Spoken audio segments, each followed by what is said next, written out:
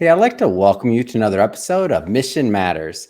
My name is Adam Torres, and if you'd like to apply to be a guest in the show, just head on over to missionmatters.com and click on Be Our Guest to apply. All right, so today I have Diana Hoyt on the line, and she's Chief Strategist and Trainer at Formula for Fundraising. Diana, welcome to the show. Welcome. Thank you. I'm delighted to be here. All right, so I'm excited. This is a very special episode. So I've known Diana since I got started really in finance, so many years ago, and we originally met. I believe it was at Toastmasters. Am I off on that one, Diana? I think so, Correct. right? Absolutely. Market Masters, Toastmasters. Oh my gosh, Market Masters, Toastmasters. Well, before I go off on a tangent on that, we'll start this episode the way that we start them all, and then I'm going to circle back to Toastmasters, of course. Okay. But we'll start with our Mission Matters Minute. So, Diana, we at Mission Matters, we amplify stories for entrepreneurs, executives, and experts. That's our mission. Diana, what mission matters to you? The mission that matters to me is helping nonprofits increase their capacity for fundraising. Yeah, it's a big task. It's a big, and doing all the interviews that I've done, having the privilege of interviewing many nonprofits, I mean, it can be challenging. And I know at the work that you're doing at Formula for Fundraising is helpful. And we're going to go into exactly how you're helping nonprofits. But before we do that, let's go a little bit further back into your career. Like, how did you get interested in this space? Like, what drew you to it?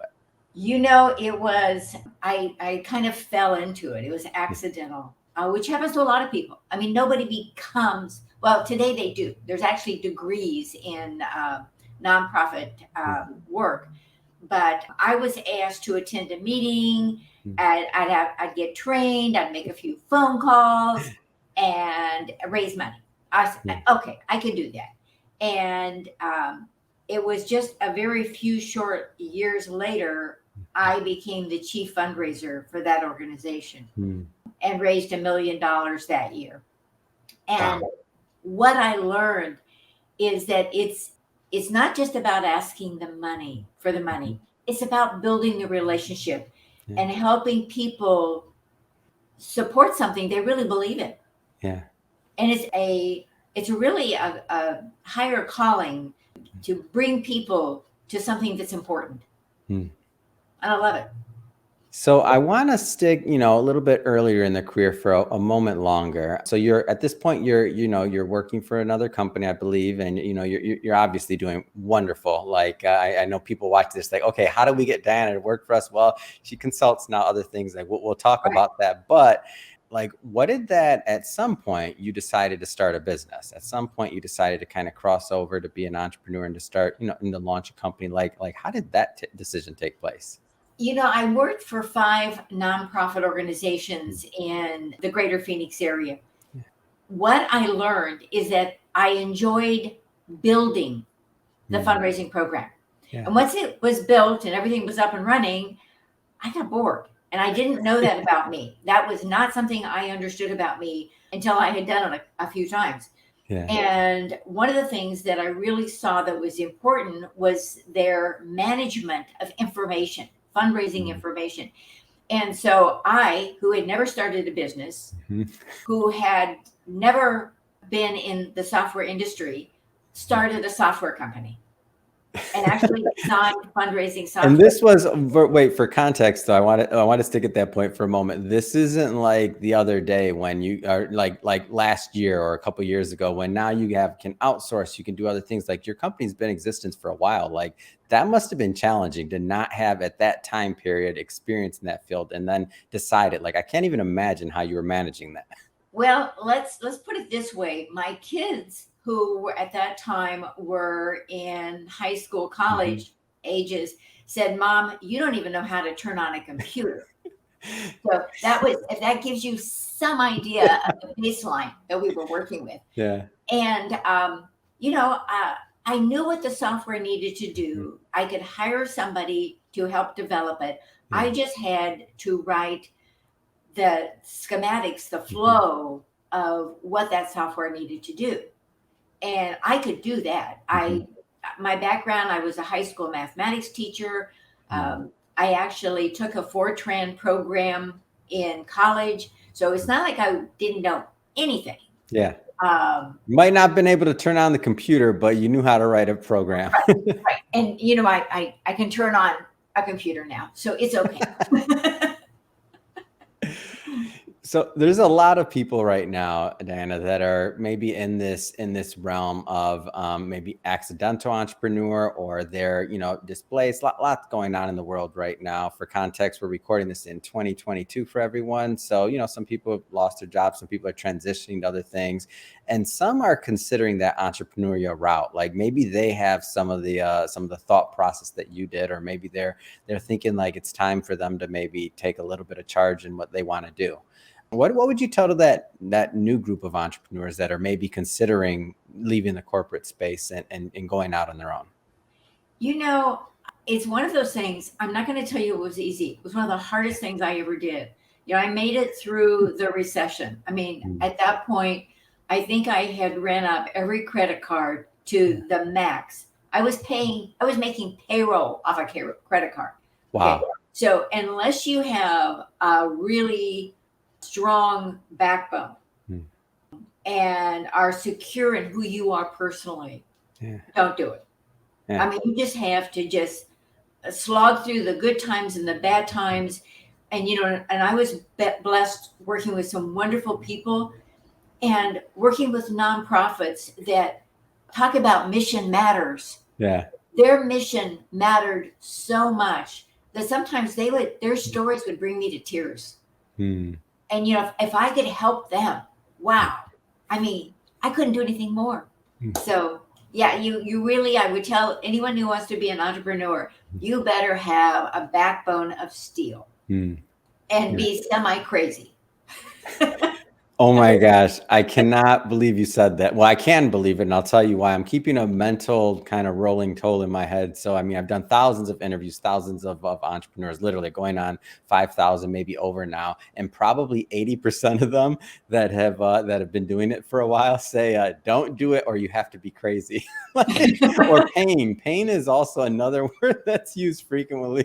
One of my favorite. You think this is an entrepreneur show? If somebody's watching this for a while or listening to this for a while, they're like, how come on this entrepreneur show they keep on telling us don't do it? Like all these other shows say. I love it. I love that it's a true answer, and just the guts it takes to make payroll when you need it to on credit card. Hat goes off. And I like to paint the picture of like kind of the early days in these interviews, because, you know, skipping to the good part and where you're at now and how you're helping companies now, that part's easy. But without that story in the beginning of what it took to get there, it's like, and every entrepreneur that's watching this, that's maybe on their first, second, third, fifth, 20th. I'm probably 20 businesses in before this one actually stuck. And if you told me, was I going to be a podcaster when I grew up? What are you talking about? When I graduated college, I don't even know podcasts were out, right? They were called radio shows, and it's not what I do. Right. So I do want to paint a little bit of the picture now of just the general like dilemma, specifically in information, which is what you specialize in. That obviously, you know, in the initial, you know, stages of your career, you saw that, you know, the 5 companies you work with, they'd had some issues, right? And with data management. But now in hindsight, many years in your career and working with many organizations, like, tell us what that fundamental problem or problems are with the data side of things. Well, I think that, you know, like businesses, there's so much data out there, and nonprofits have a lot of data. Some more or less. Some I don't think do a very good job of it. But it's data by itself means absolutely nothing if you don't look at it. You know, and if you don't, there are certain things that you need to know, and using that on an annual basis, create your strategies for fundraising.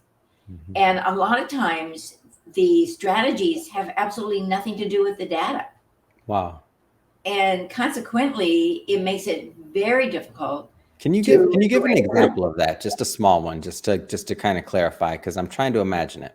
Okay. Well, one of the big numbers is donor retention. And my company was involved back in 2006 when the Association of Fundraising Professionals And the Urban Institute, which is a think tank in Washington, D.C., came together to do a research project. And they invited software companies to participate. I was like the baby software company. Everybody else was a bigger guy, you know, and literally guy. I was the only female.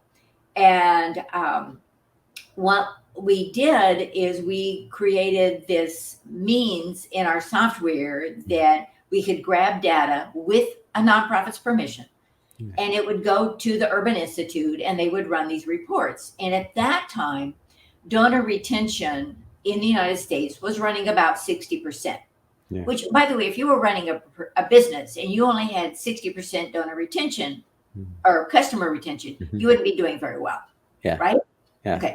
Well, since that'd be something to be focusing on heavily, right? Because every metric says that, you know, keeping a current client versus acquiring a new one, anything I've ever read says it's way more expensive. So if you can solve that retention problem, you're probably doing pretty well. Go ahead. Now, that donor retention number, now keep in mind, this was like 2005, 6. It was 60% donor retention. It is now 45%. And nonprofits will say, well, our donor, you know, we run our numbers and everything's fine. And I'm going, really? So if everybody I talk to is fine, why does the number keep dropping? That's almost 1% a year. We're not retaining donors. That's just the beginning point of what they need to look at. So I'll tell you one of the things that that I regret on my entrepreneurial journey is I didn't really respect or understand data in the beginning. So even as a media company, and I guess this is my rant, and maybe I bring up this story just so I remember this, like just get it in my head. But we didn't have, even in the beginning, we were years into this business, and in terms of data, we didn't have like newsletter. We weren't kind of checking our demographics. We weren't doing a lot of things. We were just putting out content and praying and just focusing on trying to get better, right? Like better interviews, better reach, things like that, numbers. But our respect and what we thought about for data, I should say me, the other co-founder here, Chirag, he respected it, but let's just say maybe I won the argument, unfortunately, on that one, by the way, on what to prioritize. And now when I look back, I'm like, man, if we would have been looking at the data, I mean, thankfully we're doing pretty well, but like we would have been a whole nother league potentially. And it's just, to me, more so like not looking at the data, it's just a waste of resources. Like if it's there, if you have the ability to get it, if you have like tools or resources like yourself and individuals that help in different areas, like why wouldn't you do it, right? Yeah. It's always said, and I think one of the things that I hear often is we don't have the time. Yeah, I've said that one. That's what I would tell Chirag. Well, the reality is, I've said it and I was wrong. Go ahead. But if you want to keep customers, if you want to keep donors, I mean, you must make the time. It's not like it's a choice that because otherwise, especially in the nonprofit sector, you're churning donors. You know, they're coming in and they're coming out. Well, if you don't look at that number and you're not developing strategies, you're just going to keep churning donors. And like you said, wow, is that expensive? And nonprofits don't have that money. So the not taking the time is actually costing them a lot. And therefore, they're not able to provide as many services and programs as they're supposed to. And one of the things in my opinion, and this is just, you know, any business, nonprofit or otherwise, is if you're not focusing on that, then when something happens out of your control and you're forced to focus on it, that churn rate or whatever, how as many clients as you were bringing on versus how many you were losing may not be your normal marketing, or what you did may not work when something outside your control, like a pandemic happens, right? Like so that's what got our attention as a company, or I should say my attention. And that's what won the war on data, was when we couldn't do our, you know, in-person book launch events, or we couldn't do some of the things that we used to do. We see the number, the revenue growing, right? So we think, okay, everything's okay. But because we didn't have that, you know, retention, let's just say number, Then when a pandemic happens or something, whatever, out of your control, 2008, housing crisis, recession, tech bubble, right? When all these things happen, then you could find yourself in some real trouble, especially if you could have retained more of that and you could have gone deeper with your current client base or donor base in this, for the context of this conversation, and with your donor base, and maybe made them more sticky, so that if they were deciding between, things are tight and one organization versus another, they may be thinking, both are amazing. If you're thinking about that natural feel of retention and what type of value you added to your donors, to me, it would be logical that whatever that percentage is, it would be higher. Yeah. Well, in organizations that have high donor retention numbers are the organizations that do an incredible job of touching base with their donors. And again, it gets back to we don't have time. And it's like, what do you mean you don't have time to talk to your donors? Yeah. They're the ones who are paying your salary. So it kind of makes me a little crazy. I get it. But I've been on the other side, and I made myself crazy looking in retrospect. Yeah. I want to pause for a moment, and I know it's pretty obvious what you're doing in helping nonprofits, but I just want to go further and just tell us exactly what you do at Formula for Fundraising, please. Oh, okay. I have really narrowed my focus. I mean, I can do lots of fundraising things because I've been in the industry for almost 40 years. Hello, it's been a long time, but I'm really focusing on helping organizations understand their numbers. So helping them develop data-driven, donor-centered strategies. So if I can help an organization, I can come in, let's run the numbers, let's create the strategies based upon your history. That's my number one thing.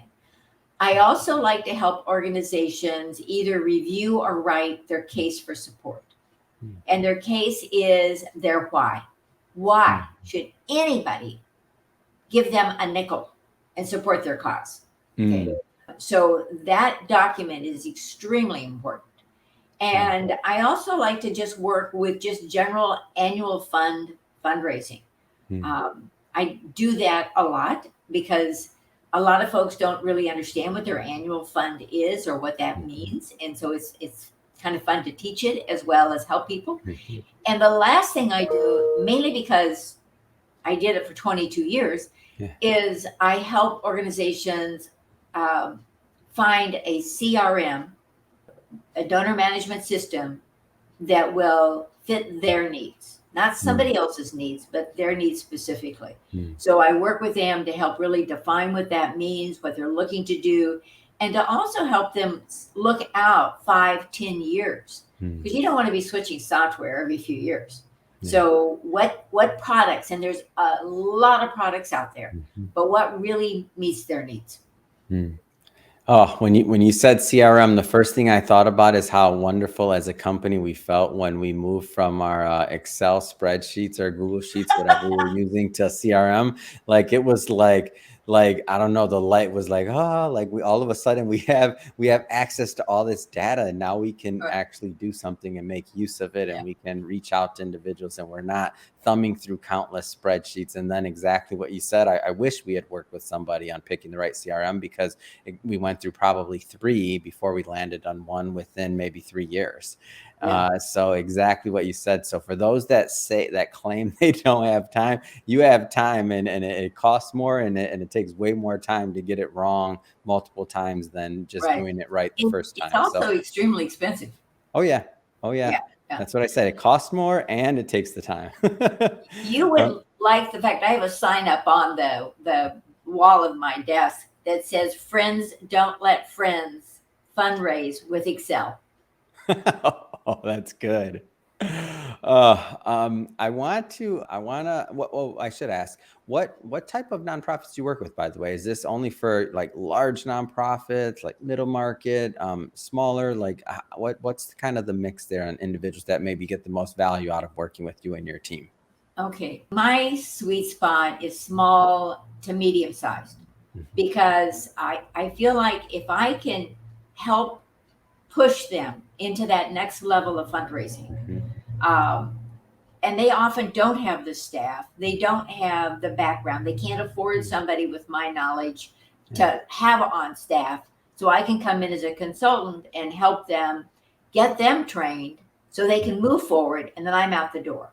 The large organizations usually have multiple staff people and don't need a consultant quite as much.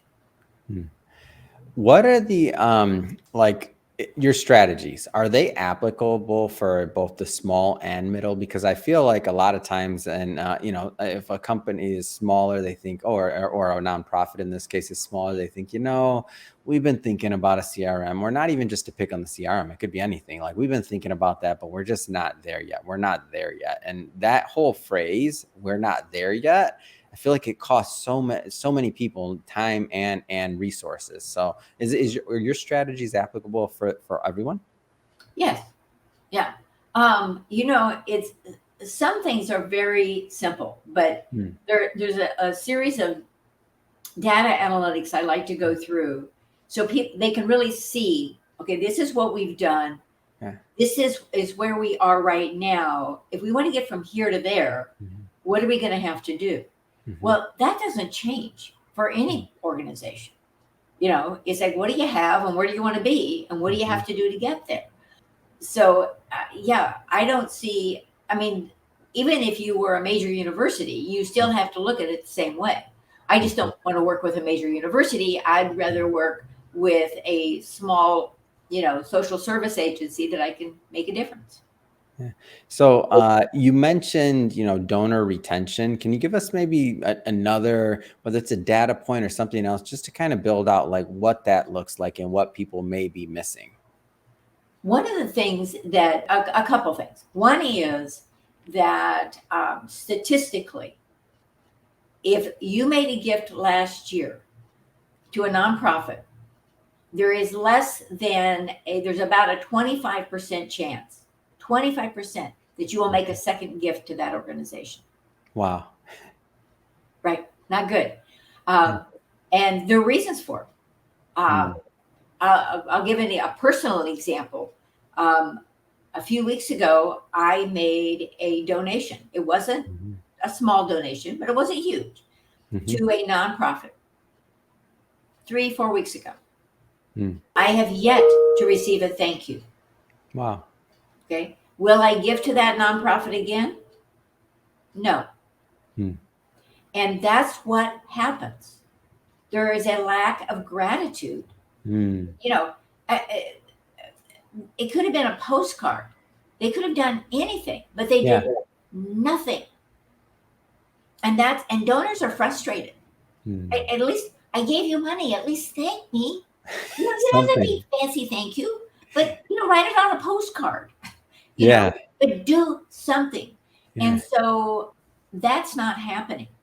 And there's lots of stories of wonderful thank yous that grew into $1 million gifts because somebody took the time to say thank you.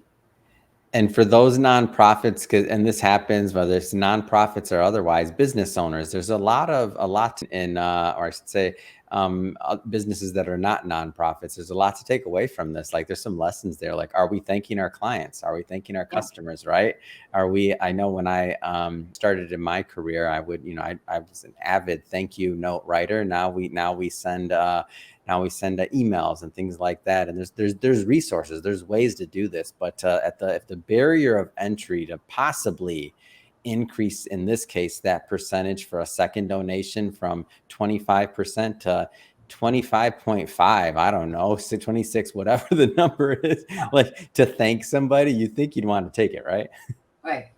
Well, and especially, that's why we see the lack of donor retention. If you can't even keep your first time donor, and that's huge. That is just, it's an enormous number.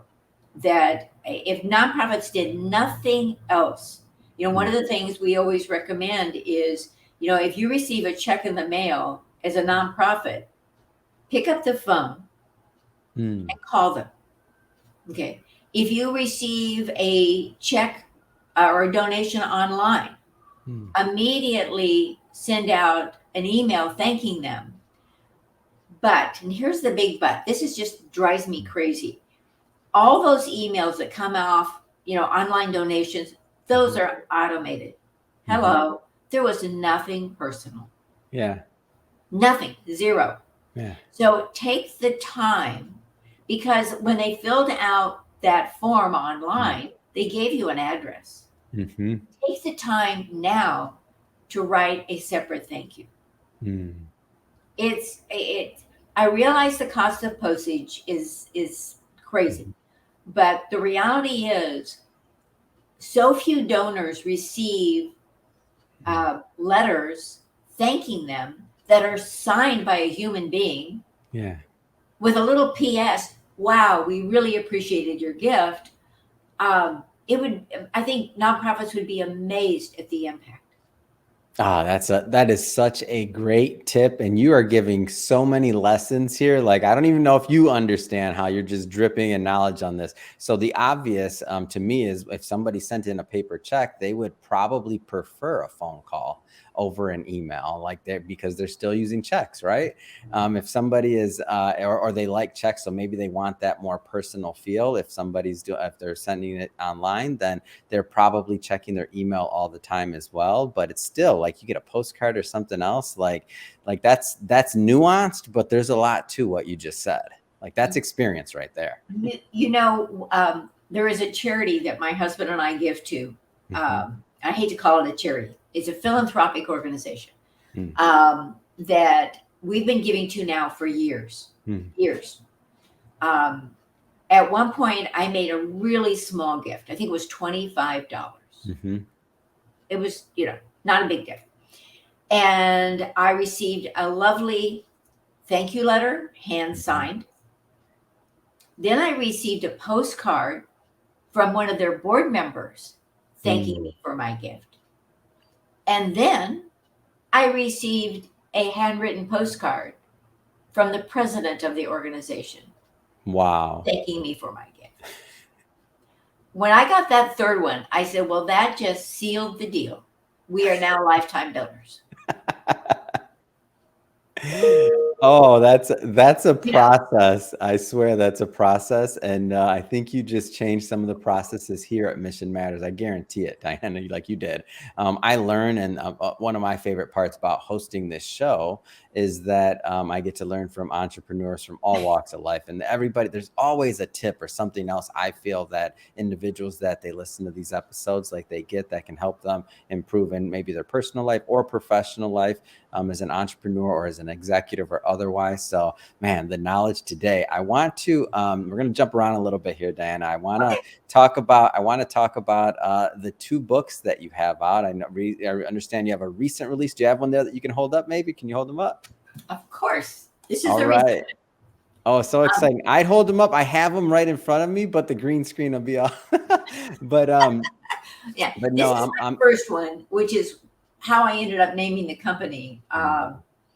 Because people say, well, what's the formula? Well, the formula, by the way, you can see it on the back wall behind me. It's know your numbers, know your donors. So getting back to that data-driven information. This one, I lovingly call my bullet point book. There's a reality that people are busy and they don't always take the time to read. I mean, I know that I scan things. Yeah. And often print them off so I can read them later, right? When I've got quiet time and I can just sit there and read.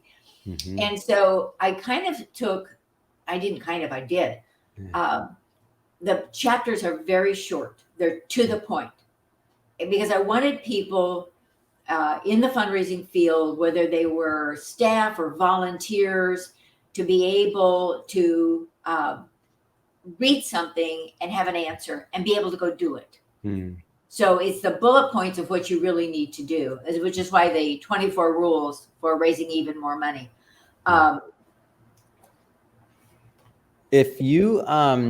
If you had to kind of sum up some of the inspiration and the reason why you went the book route, what would you say? And I'll tell you where this question's coming from. So I'm biased. We publish a lot of books. So I always telling people, everybody has a book in them. They need to write. They need to, I don't care if they go through a publisher like us, or if they self-publish, whatever they do. So I may be a little biased there, admittedly, but there's a lot of different ways to create content and distribute it. And I'm not against any of them. We do them all, right? Blogs, videos, podcasts, you name it. But to me, like, the book is something special when you can hand somebody something, whether it's a prospect or a client or just a friend, and share knowledge through handing them that physical book. Like, why'd you go the book route? Accidentally. Best answer ever. I had been teaching a course on fundraising for years. And I took the sections of that course and wrote blogs. Yeah. And I was about 2/3 in of the course and writing these blogs. Mm-hmm. And I went, oh my heavens, this could be a book. You're like, I already wrote a book. You wrote a book and didn't know you were writing a book. That's right. Great. And so it took a while because the blogs are pretty short. Yeah. So I had to expand these ideas out into more of chapters. I still kept it small. Again, that whole concept of people don't read.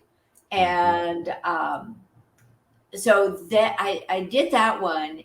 And then I had also had another workshop that I had done. And it was actually called the 19 Rules for Fundraising, which ended up being 24 by the time I got done.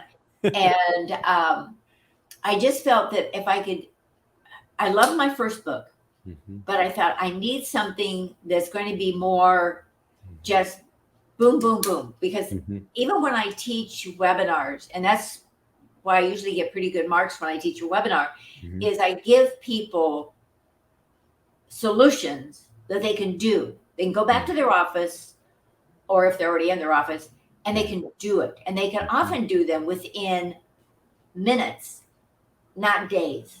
Yeah. And if you don't give people solutions, theory is wonderful, but a solution is what people are looking for. I think especially today, more than ever before.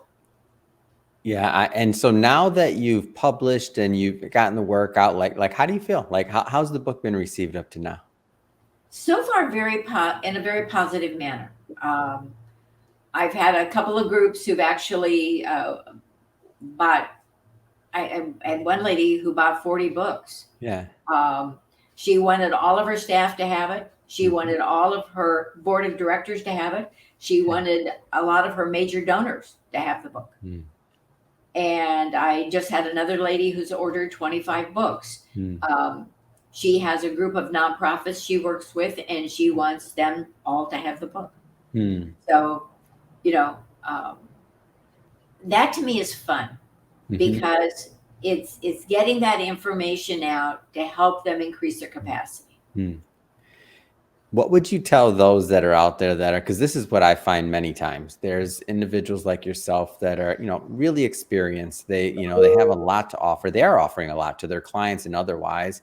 And I'll put myself in this camp, by the way. Like, my first book, I didn't want to do it. I was, my mentor said, Adam, you got to write a book. And I'm like, I'm not writing a book. Like, I don't have time for that. That's my famous one, right? For sure. I don't have time for that. And so, begrudgingly, at this time I was a finance advisor still. Begrudgingly, I wrote that first book, and it really changed my life. It did. Like, everything, like the company, everything, they all started from that book in terms of that being the seed that was planted. So what would you tell those out there that are considering a book, or maybe haven't, but they have this wealth of knowledge? Like why should they do it? I think it gets really down to the point of, if you have a body of knowledge that will make a difference, you quite honestly have a responsibility to share it. I think that if that whole thing, knowledge is power. Yeah. But knowledge is only power if you share it. If you keep it to you, what good did it do? Yeah. But if you give it to the world, I mean, I have a gentleman who is actually in Nigeria who's in contact with me about maybe helping their nonprofit. I don't know if I can, but it's like, I'll answer his questions. I can maybe give him some ideas. And I don't mind doing that. Yeah. I mean, there's a postcard. Where's a copy? I have a little bitty postcard that looks just like the front of the book. And on the back of this postcard, if somebody has this, they can call me for a 30-minute consultation on any fundraising. Adam, it's 30 minutes of my life that I can give back to somebody else or to a nonprofit and help them. Yeah. Am I doing this pro bono? Yes. If they find I'm valuable, they may hire me, or they may bring me in to speak, or they may buy 40 of my books. Yes. So it really is about giving back to the world. Why not? Well said. And that's where my heart's at. And I've seen it. Like, the more authors that I've seen that I have the privilege of interviewing on this show, and that many people, I like that you said you did it by accident again on some of these things that happen, right? Like, it's one of those things. My first book I wrote while I was on a train. I was literally speaking into some dictation app, and that's how it was written. And I was traveling, and then when I got back, I was like, okay, I think I got a book. Send it to an editor. It's my ugly duckling, and it's not professional like the books we do now, but I leave it out there because I'm like, I think people should just go out there and do it by any means, whatever you have to do. Like, your story, your message, you got to get that out there so that others can benefit. And I like your take. It is a responsibility. So, Diana, first off, this has been great to reconnect with you ever since those days of Toastmasters, when I appreciated your mentorship and guidance, and even like the speeches and all the other things. I think, you're taking me back, but I think, was there something called a bronze communicator or something? Like, I got the first level, but you were many levels further ahead than I actually went all the way to gold. Did you? Yeah, I didn't go beyond that because there was a requirement that I just said, I'm not doing this. But I got the gold. Oh, that's amazing. Anybody watching this, if you haven't explored Toastmasters, 100% do it. It's a great organization to build your confidence, your speaking ability, all the other things that you want to do, even if you don't want to be in front of camera, or you don't want to do things in the media or other things like that, or you don't have to be a speaker. Like, just communicating with your team, like in a group huddle, or like just feeling more confident on the phone, like all those things, no matter where you're at. But at some point, there's communication going on, and it helps. Yep. I love Toastmasters. So what's next, Diana? I mean, what's next for you? What's next for the company? What's next for the books? What's next? Well, I do have a third book in mind, so I'm playing with that. You got the book bug. For somebody that was on the first one thinking about I know. I love it. Go ahead. I haven't done that yet, and I'm also considering developing an app that, because I so believe in the case for support for nonprofits, where the app would allow them to fill in a certain amount of information and basically print out their case. Now, and as I tell people, they would have to make it look pretty. I mean, I can't do their graphics, and I can't put in that photo, of that child who needs help. They're going to have to do that part. But it would give them that framework. So that's kind of on my to-do list, as well as I'm developing a course that I want to teach online. I prefer to teach in person, but by teaching online, the gentleman who is in Nigeria can be in my class. Yeah. It's the next step. It's the evolution. We're all evolving, and I love to see your evolution into from obviously successful business owner to now a author multiple times, and now and obviously you've been a teacher, and you've been speaking for a long time, but now you'll be doing online courses and other things. I think it's going to be awesome. So even graduating from the webinar side of things, which you've been doing. So I just love to see the evolution, that you keep pushing the envelope to find ways to take the knowledge that you've accumulated through the years and helping your clients, and to really share that with others so that they can benefit and be of benefit, hopefully, as well. That being said, so Diana, if somebody is listening to this and they want to connect and they want to follow up, whether it's about the book, whether it's about maybe a consultation, what's the best way for them to do that? Oh gosh, probably the best way is by email. It's, Diana, Diana at formulaforfundraising.com. Yeah. They can also call my phone, 602-722-3624.